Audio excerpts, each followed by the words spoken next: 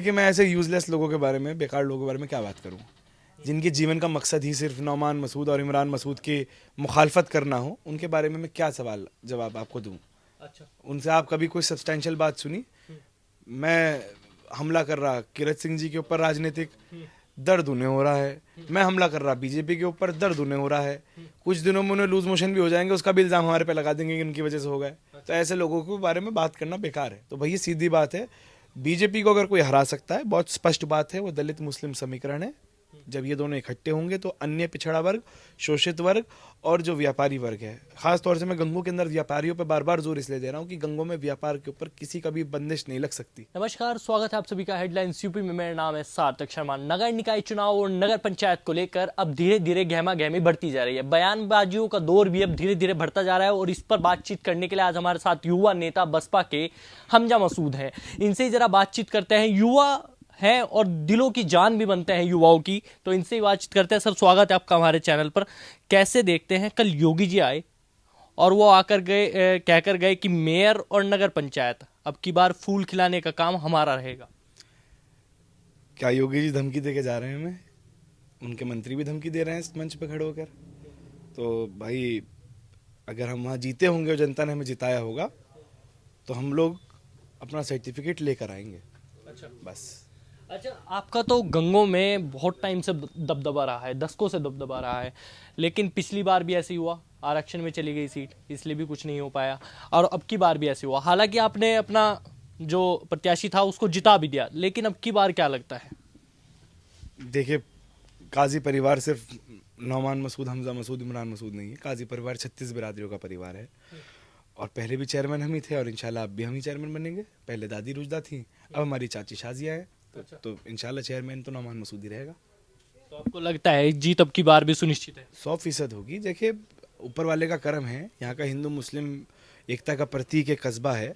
हमारे कस्बे के अंदर कभी भी किसी भी प्रकार का कोई गुंडागर्दी या फिर किसी भी व्यापारी को परेशान नहीं होने देते। तो ये यहाँ के व्यापारियों का हमारे में आस्था है, यहाँ की गरीब जनता की हमारे में आस्था है, वही हमारी जीत है।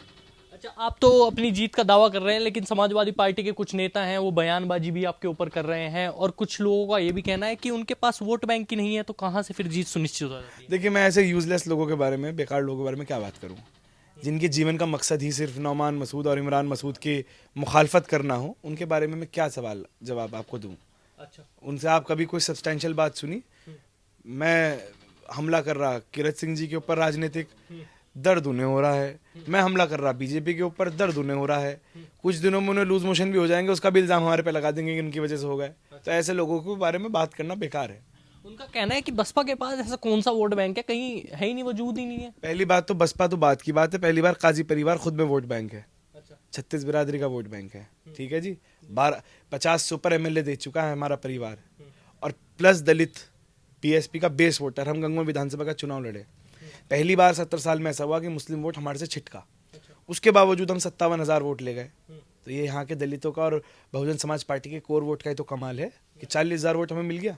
अगर हमारा समाज हमें वोट दे देता, जैसे हर बार देता था, हम चुनाव जीत गए थे। लेकिन कोई बात नहीं, अब की बारी, आगे देखेंगे।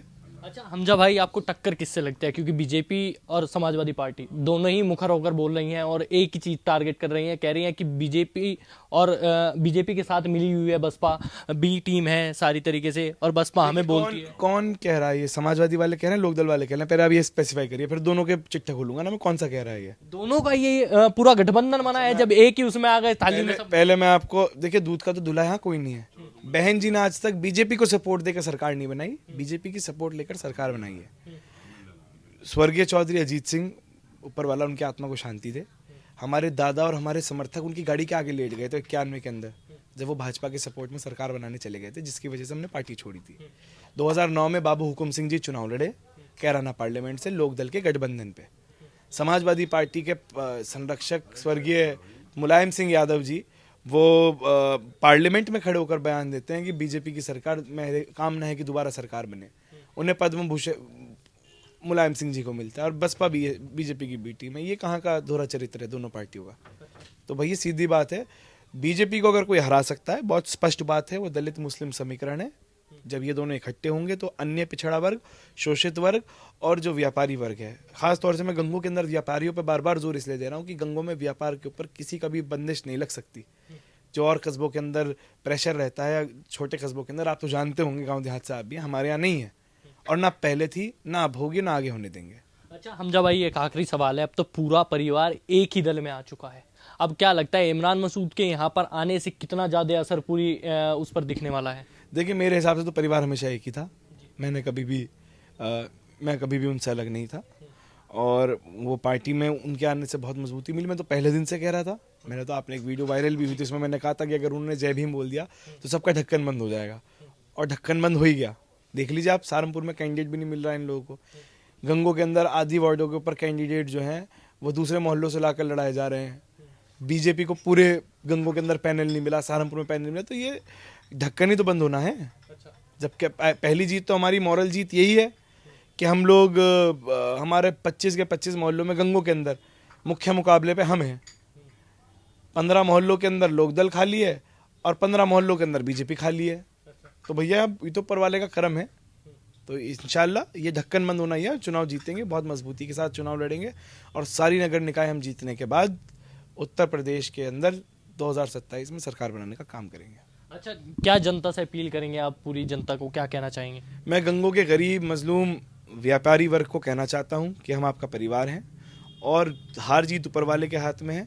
हम सदैव आपके साथ रहेंगे। यहाँ का रेडी वाला, रिक्शा वाला, खोखे वाला, छोटा दुकानदार, जब तक हमारे दम में दम है, आपके रोजगार पर हम आँच नहीं आने देंगे। यही मेरे आपसे कहना है, और यही मेरी आपसे अपील है कि अपने नेता की हिफाजत करें, और गंगो कस्बे का सर जिस तरीके से हम लोगों ने हमेशा ऊंचा करा है, उसी तरीके से इसे ऊंचा करने का काम करें। तो हमारे साथ हमजा मौजूद थे, इन्होंने साफ तौर पर कहा कि जीत हमारी सुनिश्चित होनी है। आपको क्या लगता है? आप भी जाइए कमेंट बॉक्स में कमेंट कीजिए, इस खबर को लाइक कीजिए, शेयर कीजिए, साथ ही हमारे चैनल हेडलाइंस यूपी को अभी सब्सक्राइब कर लीजिए।